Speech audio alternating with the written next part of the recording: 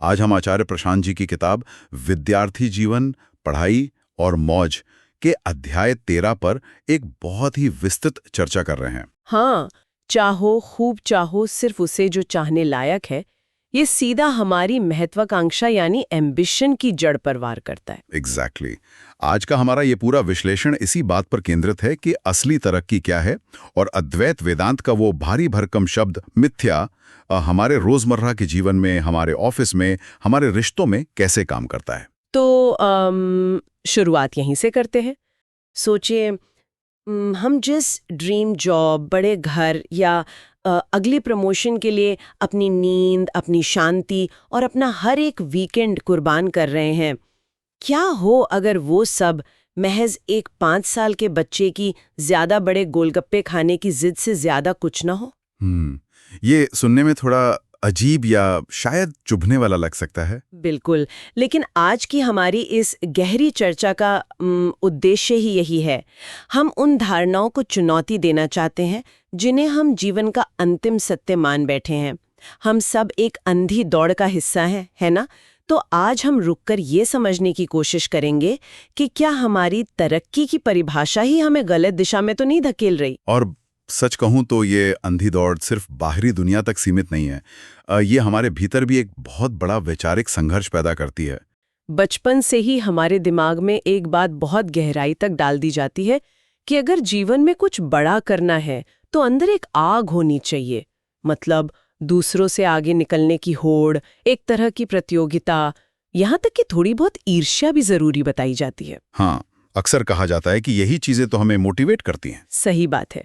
तो जब हम इस किताब के नजरिए से देखते हैं तो एक सीधा सा सवाल मेरे मन में उठता है कि क्या कॉर्पोरेट सीढ़ी चढ़ना, एक बड़ा बिजनेस खड़ा करना या एक लग्जरी लाइफस्टाइल चाहना, क्या ये सब महत्वाकांक्षा नहीं है? इस सवाल का जवाब बहुत ही दिलचस्प है, क्योंकि अमूमन लोग ये मान लेते हैं कि अध्यात्म या फिलॉसफी का मतलब है जीवन की दौड़ से बाहर हो जाना या अपनी महत्वाकांक्षाओं को पूरी तरह मार देना। हाँ, अक्सर यही माना जाता है कि अध्यात्म मतलब सब कुछ छोड़ दो। बिल्कुल, लेकिन आचार्य जी के लेख में जो बात सबसे प्रखर रूप से सामने आती है वो ये है कि अध्यात्म महत्वाकांक्षा के बिल्कुल भी खिलाफ नहीं है, बल्कि इसे वास्तविक महत्वाकांक्षा का विज्ञान कहा गया। अच्छा, तो फिर समस्या कहाँ है? समस्या इस बात में नहीं है कि हम कुछ पाना चाहते हैं। असली समस्या ये है कि हम जो पाना चाह रहे हैं उसका वास्तविक मूल्य क्या है। इसे इस तरह से देखिए, महत्वाकांक्षा शब्द 2 शब्दों से मिलकर बना है, महत और आकांक्षा। महत और आकांक्षा। हाँ, महत का मतलब होता है महान, विशाल या जो सच में सबसे ऊंचा हो। तो असली महत्वाकांक्षी व्यक्ति वो है जो किसी ऐसी चीज की आकांक्षा करे जो वास्तव में महान हो। लेकिन असल जिंदगी में हम क्या करते हैं? शायद बहुत ही छोटी चीजों के पीछे भागते हैं। बिल्कुल, हम बहुत ही सतही और छोटी चीजों के पीछे अपनी पूरी ऊर्जा लगा देते हैं और खुद को महत्वाकांक्षी समझने की भूल कर बैठते हैं। इसी बात को स्पष्ट करने के लिए किताब में एक बच्चे का बड़ा ही रोचक उदाहरण दिया गया है। वो गोलगप्पे वाला उदाहरण, जब मैं उसे पढ़ रही थी तो मुझे लगा कि ये हमारे पूरे समाज का एक बहुत ही सटीक आईना है। सच में वो एक बहुत ही बेहतरीन मनोवैज्ञानिक चित्रण है। आप कल्पना कीजिए एक छोटे बच्चे की जो सड़क किनारे खड़ा है। उस समय उसके जीवन का सबसे बड़ा लक्ष्य, उसकी सबसे बड़ी चाहत क्या है? बस एक प्लेट चाट या कुछ गोलगप्पे। हाँ, उसकी उस छोटी सी दुनिया में वही उसकी चरम महत्वाकांक्षा है। अब होता क्या है, समय बीतता है, वो बच्चा शारीरिक रूप से बड़ा हो जाता है, कॉलेज जाता है, नौकरी करता है। लेकिन अगर हम गहराई से देखें तो उसकी चेतना का स्तर नहीं बदलता। मतलब वो बस थोड़े ज्यादा बड़े गोलगप्पों के पीछे भागना शुरू कर देता है। एग्जैक्टली, वो इंसान उन बड़े गोलगप्पों को हासिल करने के लिए दिन रात एक कर देता है। यानी जो कल तक सड़क किनारे का गोलगप्पा था वो आज एक 4 BHK का पेंट हाउस बन गया है या एक महंगी जर्मन कार बन गई है। बिल्कुल, यही विडंबना है। और वो समाज में अपनी एक एम्बिशियस इंसान की छवि भी बना लेता है। लेकिन सत्य की कसौटी पर उसका लक्ष्य आज भी उतना ही छोटा है जितना बचपन में था। मतलब हम सिर्फ चीजों का साइज बदल रहे हैं, अपनी सोच का नहीं। सही कहा, भ्रम के कारण और हमारे मन पर पड़े समाज और बाजार के प्रभावों के कारण हमें दुनिया की ये छोटी छोटी चीजें बहुत बड़ी लगने लगती हैं। हम ये समझ ही नहीं पाते कि जीवन में वास्तव में महत या महान क्या है। ये बात सच में सोचने पर मजबूर करती है। हम जिसे अपना विजन कहते हैं, अपना मास्टर प्लान कहते हैं, वो सब एक सीमित सोच का ही दायरा है। लेकिन यहाँ मुझे एक और उलझन है। बताइए, क्या उलझन है? हम तो आज तक यही मानते आए हैं कि प्रगति का मतलब है लगातार आगे बढ़ते रहना। अगर मैं कल जूनियर मैनेजर थी और आज सीनियर मैनेजर हूं, तो मैंने प्रगति कर ली। या अगर किसी कंपनी का टर्नओवर पिछले साल से दोगुना हो गया, तो वो प्रगति है। लगातार चलते रहना और कुछ ना कुछ जोड़ते रहना ही तो तरक्की है ना। यहीं पर इस किताब का दर्शन हमारी इस धारणा को एक बहुत बड़ा झटका देता है। आचार्य जी के विचारों में गति यानी मूवमेंट और प्रगति यानी प्रोग्रेस के बीच एक बहुत ही स्पष्ट और महत्वपूर्ण लकीर खींची गई है। गति और प्रगति के बीच अंतर थोड़ा और समझाइए। देखिए, गति तो किसी भी दिशा में हो सकती है। अगर कोई व्यक्ति बिना सोचे समझे बस एक जगह से दूसरी जगह दौड़ रहा है, तो वो गति कर रहा है। वो अपनी ऊर्जा खर्च कर रहा है, पसीना बहा रहा है। लेकिन प्रगति का अर्थ सिर्फ चलना नहीं है। तो प्रगति क्या है? प्रगति का मतलब है सही दिशा में गति या अपनी चेतना के एक उच्चतर स्तर पर पहुंचना। यूं ही इधर-उधर भागते रहने को या बस बैंक बैलेंस में शून्य बढ़ाते रहने को हम प्रगति नहीं कह सकते। इस अंतर को समझाने के लिए किताब में जो व्यंग्य इस्तेमाल किया गया है, वो मुझे बहुत ही प्रासंगिक लगा। वो मशहूर फिल्म शोले के एक दृश्य का जिक्र करता है। हाँ, वो वीरू वाला दृश्य। बिल्कुल, और वो इतना सटीक है कि हम उसे अपनी रोजमर्रा की सफलता की परिभाषा से जोड़कर देख सकते हैं। किताब में कहा गया है कि किसी भी तरह की ऊंचाई हासिल कर लेने को तरक्की नहीं कह सकते। उस दृश्य का विश्लेषण सच में बहुत गहरा है। आप देखिए, एक तरफ हमारे पास केदारनाथ या किसी ऊंचे पर्वत शिखर की यात्रा है। जब कोई व्यक्ति केदारनाथ की चढ़ाई करता है, तो वो भी एक ऊंचाई पर पहुंचता है। हाँ, वहां पहुंचने में एक समर्पण है, एक आंतरिक शांति है। बिल्कुल। और दूसरी तरफ शोले फिल्म का वो शराबी किरदार है जो शराब के नशे में एक पानी की टंकी पर चढ़ जाता है और चिल्लाता है। वो भी भौतिक रूप से एक ऊंचाई पर ही बैठा है। हाँ, अगर हम सिर्फ जमीन से दूरी नापें तो पानी की टंकी पर बैठा व्यक्ति भी तो ऊंचाई पर ही है। अगर सिर्फ ऊपर चढ़ने का नाम ही तरक्की है, तो फिर तो उस शराबी ने बहुत बड़ी सफलता हासिल कर ली। यही इस व्यंग्य का सबसे मारक बिंदु है। ऊंचाई और ऊंचाई में जमीन आसमान का फर्क होता है। हमारा समाज, हमारा कॉर्पोरेट ढांचा और सोशल मीडिया हमें अक्सर उसी पानी की टंकी वाली ऊंचाई की तरफ धकेलता है। समाज हमेशा हमें फुसलाएगा कि देखो फला इंसान कितनी ऊंचाई पर पहुंच गया। हाँ, और लोग तालियां भी बजाएंगे। लेकिन एक जागरूक इंसान को रुककर खुद से ये पूछना चाहिए कि उसने जो ऊंचाई हासिल की है या जिस ऊंचाई के लिए वो संघर्ष कर रहा है, क्या वो केदारनाथ जैसी पवित्र ऊंचाई है या महज एक पानी की टंकी की ऊंचाई है? खंबे पर चढ़कर बैठ जाने से जीवन में क्या ही सार्थकता आ जाएगी।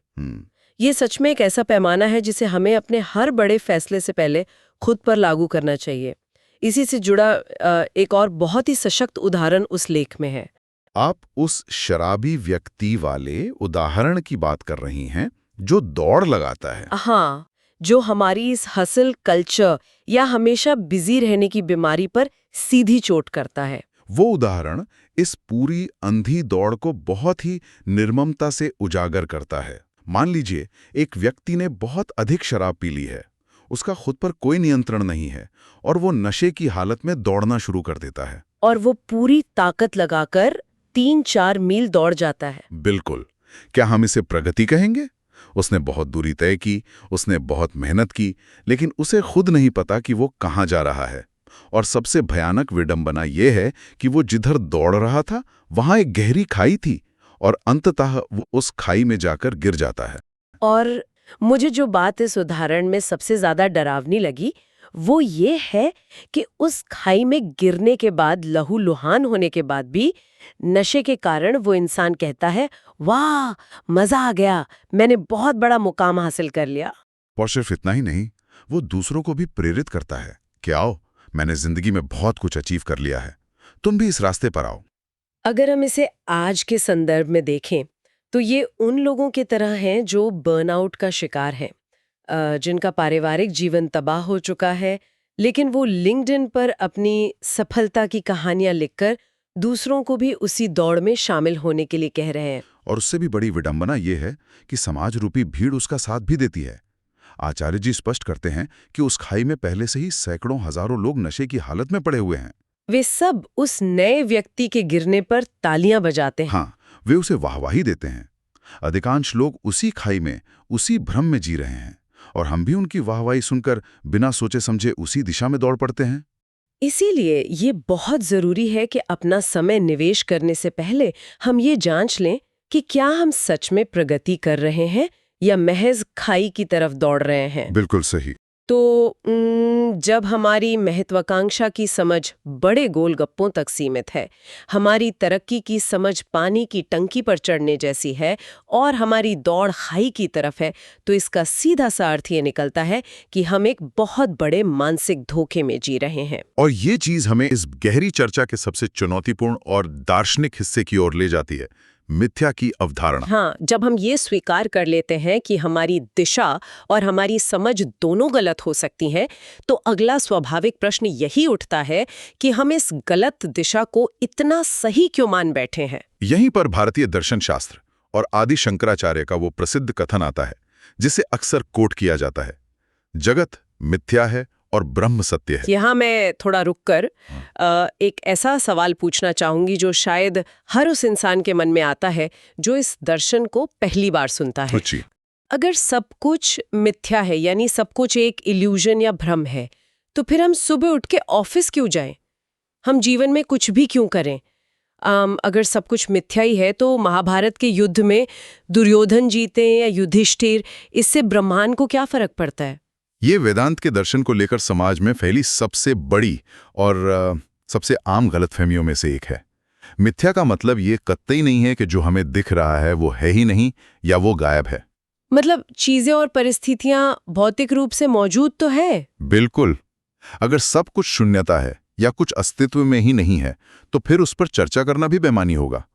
आचार्य जी के लेख में बहुत ही स्पष्टता से बताया गया है कि मिथ्या का अर्थ ये नहीं है कि दुनिया का कोई वजूद नहीं है। तो फिर मिथ्या क्या है? मिथ्या का अर्थ है दुनिया वैसी नहीं है जैसा हम उसे सोच या समझ रहे हैं। अच्छा, मतलब हम चीजों को गलत पढ़ रहे हैं, हमारा इंटरप्रिटेशन गलत है। एकदम सही दिशा में सोच रही हैं आप। हम दुनिया को, अपने अनुभवों को और अपने रिश्तों को जो अर्थ देते हैं, जो मीनिंग देते हैं, वो अर्थ पूरी तरह से गलत होता है। जैसे हम किसी पद या पैसे को ही खुशी मान लेते हैं। हाँ, हमें जो कुछ भी दिखाई देता है, हमारा मन तुरंत उसका एक मतलब निकाल लेता है। मिथ्या ये है कि हम खुद को जो मान बैठे हैं, जैसे मैं एक शरीर हूँ, मैं एक पद हूँ, और दुनिया को जो मान बैठे हैं कि बस बाहरी चीजों से खुशी मिलेंगी, ये दोनों ही धारणाएं वास्तविकता से कोसों दूर हैं। इसे समझने के लिए किताब में कुछ बहुत ही शानदार मेटाफर दिए गए हैं।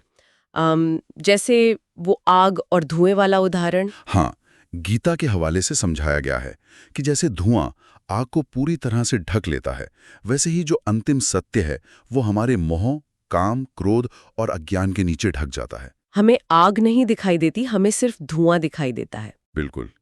और इंसान की सबसे बड़ी गलती ये होती है कि वो उस धुएं को ही सच मान लेता है और उसी के हिसाब से जीवन जीने लगता है। धुआं सच्चाई नहीं है, धुआं तो सिर्फ वो आवरण है जिसने सच्चाई को छुपा रखा है।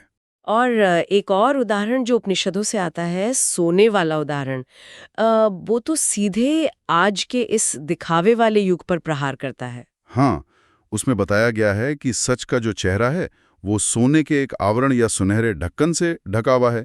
ये एक बहुत ही शक्तिशाली और टाइमलेस विचार है। क्योंकि हर इंसान किसी न किसी चमकती हुई चीज के पीछे ही तो भाग रहा है। चाहे वो पैसा हो, शोहरत हो या सामाजिक प्रतिष्ठा, हमें लगता है कि जो चमक रहा है, जो आकर्षक है, वही जीवन का अंतिम सत्य है। लेकिन दर्शन ये स्पष्ट करता है कि वो सोना सच्चाई नहीं है। सोना वो पर्दा है जिसने उस परम सत्य को छुपा रखा है। हम अक्सर कहते हैं ना कि बस मुझे ये प्रमोशन मिल जाए तो मेरी जिंदगी संवर जाएगी। तो अगर दुनिया वैसी नहीं है जैसी दिख रही है और हम धुएं को आग समझ रहे हैं, सुनहरे पर्दे को ही सत्य मान रहे हैं, तो इसका महाभारत के उस प्रतिष्ठित दृश्य से क्या लेना देना है? आप कुरुक्षेत्र के मैदान में अर्जुन की स्थिति की बात कर रही हैं? हाँ, अर्जुन को जो दिख रहा था उसमें और सच्चाई में क्या फर्क था? क्योंकि अगर हम और आप अर्जुन की जगह हों तो हमें लगेगा कि अर्जुन जो कर रहा है वो बहुत ही महान और नैतिक काम है। यही इस पूरी चर्चा का सबसे दिलचस्प और गहरा मोड़ है। आइए हम अर्जुन की उस समय की मानसिक स्थिति का एनालिसिस करते हैं। अर्जुन युद्ध के मैदान में खड़ा है। वो कहता है कि सामने मेरे पितामह भीष्म खड़े हैं, मेरे गुरु द्रोण हैं, और उसके अपने चचेरे भाई खड़े हैं। हाँ, वो सोचता है कि एक जमीन के टुकड़े के लिए या राज्य के लिए मैं अपने ही लोगों का खून कैसे बहा दूं? उसके हाथ कांप रहे हैं, शरीर सुन्न पड़ रहा है और उसका धनुष गांडीव उसके हाथों से फिसल रहा है। और सच कहूं तो एक सामान्य इंसान के नजरिए से देखें तो अर्जुन बहुत ही दयालु और संवेदनशील लग रहा है। हमें लगेगा कि वो हिंसा नहीं चाहता, उसे अपने परिवार की चिंता है। ये तो एक बहुत ही ऊंचे स्तर की मोरालिटी है। देखने में ऐसा ही लगता है। तो फिर श्री कृष्ण उसे डांट क्यों रहे हैं? वे उसके इस दया भाव को मोह और मिथ्या क्यों कह रहे हैं? क्योंकि अर्जुन की वो पूरी मानसिक स्थिति, उसका वो तथाकथित दयाभाव ही मिथ्या है। श्री कृष्ण अर्जुन को महज युद्ध करने या मार काट मचाने के लिए नहीं उकसा रहे हैं। तो वो क्या समझा रहे हैं? वे उसे ये बता रहे हैं कि उसका ये विचार, ये गहरा मोह कि ये शरीर ही मेरे अपने हैं और मैं इन्हें मार दूंगा, पूरी तरह से एक भ्रम है। अर्जुन उस समय अनात्मा को ही आत्मा मानकर मोहग्रस्त हो रहा था। ये अनात्मा एक भारी शब्द है। इसे हम अपनी रोजमर्रा की जिंदगी से कैसे जोड़कर समझें?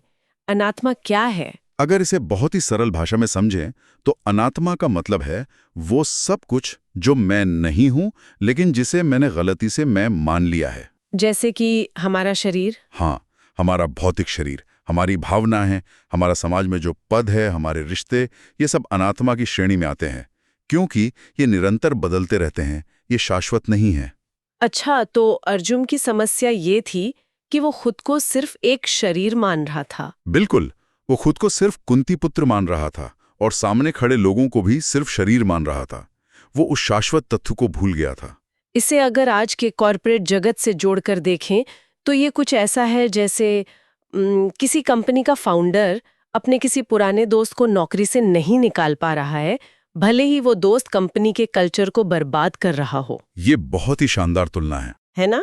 उस फाउंडर को लगता है कि ये मेरा दोस्त है, मैं इस पर दया कर रहा हूं, लेकिन असल में वो उसका मोह है जो पूरी कंपनी के सैकड़ों कर्मचारियों का नुकसान कर रहा है। बहुत खूब। और इसी से एक और बहुत गहरा मनोवैज्ञानिक सिद्धांत निकल कर आता है, कर्ता भाव, यानी डूअरशिप का अहंकार। कर्ता भाव मतलब काम करने का भाव। आमतौर पर हमारी सोच क्या होती है? हमें लगता है कि जब हम कोई कर्म करते हैं, जैसे अर्जुन अगर धनुष उठाकर तीर चलाए, तो उसमें अहंकार होता है कि मैंने किया। कर्म करने को ही हम कर्ता भाव मानते हैं। हाँ, कुछ एक्शन लेना, इनिशिएटिव लेना ही तो कर्ता भाव लगता है। लेकिन आचार्य जी का विशेषण यहां हमारी सोच को पूरी तरह पलट देता है।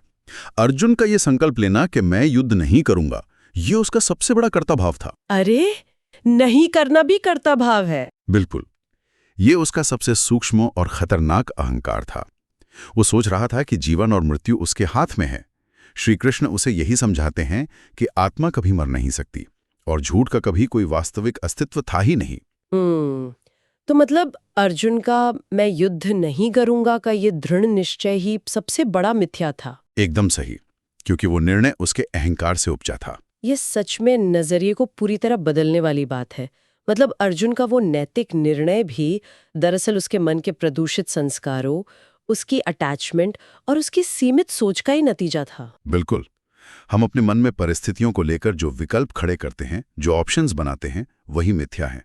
लेख कहता है कि हमारा मन हमेशा ड्युअलिटी या द्वैत में सोचता है, जैसे या तो ये सही है या वो सही है। हाँ, अगर कोई चीज अ नहीं है तो मन तुरंत कहेगा कि वो ब है। जैसे अर्जुन सोच रहा था कि या तो मैं युद्ध करूं जो बुरा है, या मैं सन्यासी बन जाऊं जो अच्छा है। लेकिन सच्चाई इन दोनों से परे होती है। एग्जैक्टली। मन से उठने वाले साने संकल्प और विकल्प, चाहे वे हमें कितने भी महान या त्यागपूर्ण क्यों न लगें, वे अक्सर हमारे समाज, हमारी परवरिश और बाहरी प्रभावों से ही आते हैं।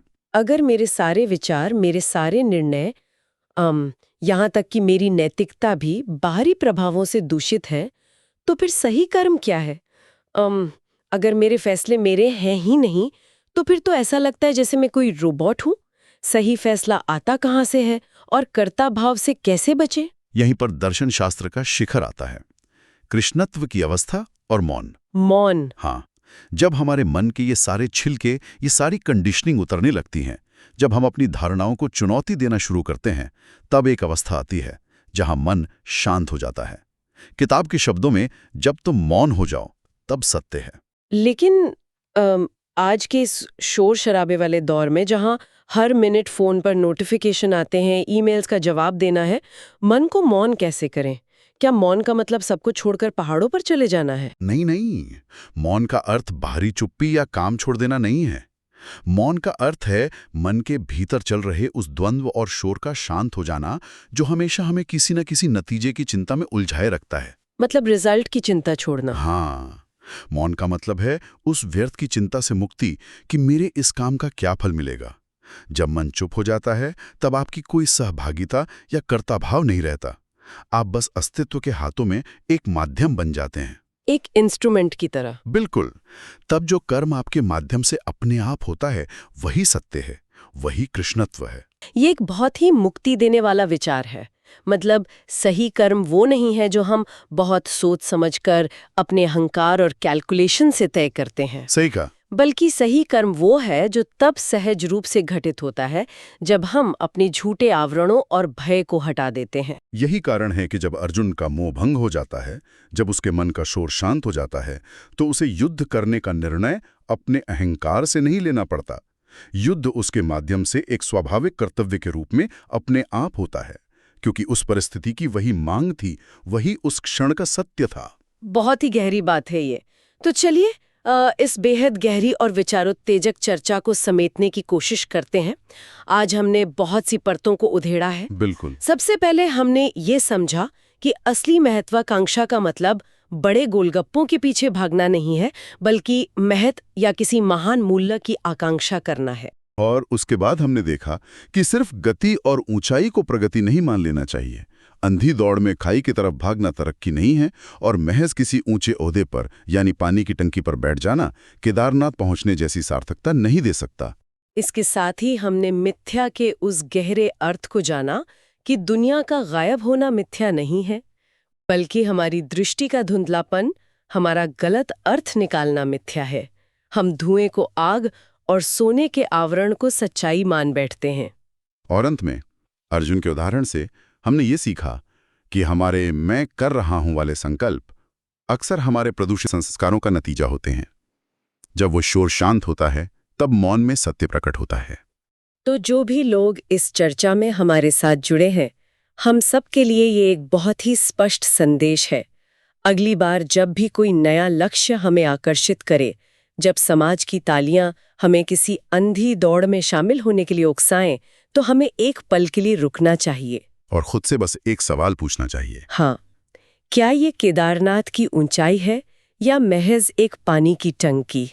आत्मनिरीक्षण का ये सवाल हमें कई गलत रास्तों पर जाने से बचा सकता है। और जाने से पहले मैं चाहती हूँ कि हम सभी एक ऐसे विचार पर चिंतन करें जो आज के इस चर्चा के अंतिम हिस्से से निकलता है, जहाँ मौन और सत्य की बात हुई थी। वो एक ऐसा पहलू है जिस पर जितनी गहराई से सोचा जाए उतना ही नए अर्थ खुलते हैं। जरा इस बात पर गौर कीजिए। चर्चा में ये बात उभर कर आई कि जब मन चुप हो जाए तब जो घटित होता है उसे सत्य कहते हैं, और मन में उठने वाले ज्यादातर विचार, इच्छाएं और डर बाहरी प्रभावों का नतीजा है, सोसाइटी और कंडीशनिंग का नतीजा। हाँ, तो फिर एक बहुत ही बुनियादी सवाल खड़ा होता है। अगर हमारे दिमाग में लगातार चलने वाले विचार, हमारी महत्वाकांक्षाएं और यहाँ तक कि हमारे सबसे गहरे नैतिक निर्णय भी सिर्फ बाहरी दुनिया की कंडीशनिंग है, यानी कि मिथ्या है, तो क्या हमने अपनी पूरी जिंदगी में कोई एक भी फैसला सच में अपनी स्वतंत्र मर्जी या फ्री विल से लिया है? ये एक ऐसा प्रश्न है जो सच में हमारे अस्तित्व की बुनियाद को हिला सकता है। अगली बार जब हमारा मन बहुत जोर शोर से कोई फैसला सुनाए, कोई बहुत बड़ी महत्वाकांक्षा हमारे सामने रखे, तो क्या हम उस शोर के बीच एक पल के लिए रुककर उस मौन को सुनने की हिम्मत कर सकते हैं, जो शायद हमारी असली आवाज हो? उस शांति को सुनने का प्रयास कीजिए। शायद वही शांति हमारा असली केदारनाथ हो। इस गहरी चर्चा का हिस्सा बनने के लिए बहुत बहुत धन्यवाद। मिलते हैं अगली बार एक नए और विचारोत्तेजक विषय के साथ।